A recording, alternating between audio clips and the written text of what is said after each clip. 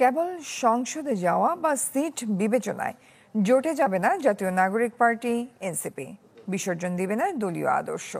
জোট প্রসঙ্গে এমন মন্তব্য করেছেন দলটির সদস্য সচিব।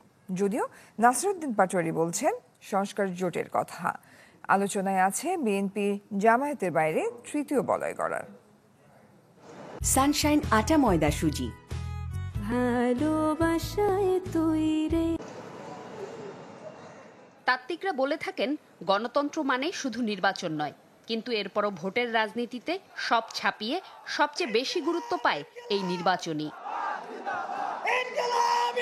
২৬-এর নির্বাচনে এনসিপি কোন ভূমিকা নেবে তা এখনো জনগণের কাছে স্পষ্ট নয়। দলটির নেতারা বরাবরই বলে আসছেন জোট তারা করতে রাজি, কিন্তু সংস্কার বিরোধীদের সাথে নয়।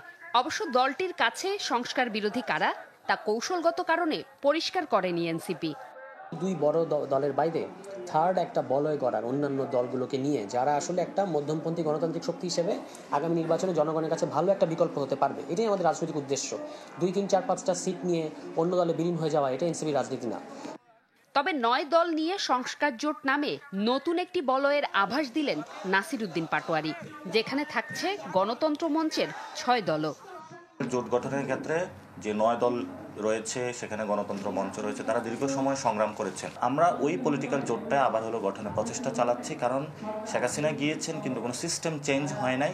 সেখানে নব্য ফেসিজম আসতেছে। এই ফেসিজম ঠেকানোর জন্য আমরা পলিটিক্যাল একটা অ্যালায়েন্সের দিকে যাচ্ছি।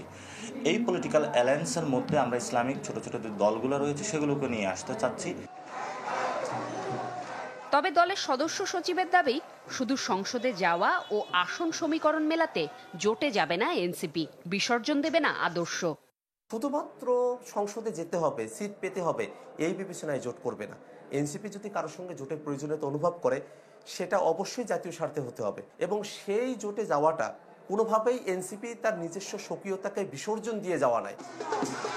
কিন্তু আর যাই হোক, বিতর্কিত নির্বাচনের পুনরাবৃত্তি চায় না এনসিপি, চায় না সংস্কার ছাড়া নির্বাচনে অংশ নিতেও। জোমাতুল বিদা, চ্যানেল 24, ঢাকা।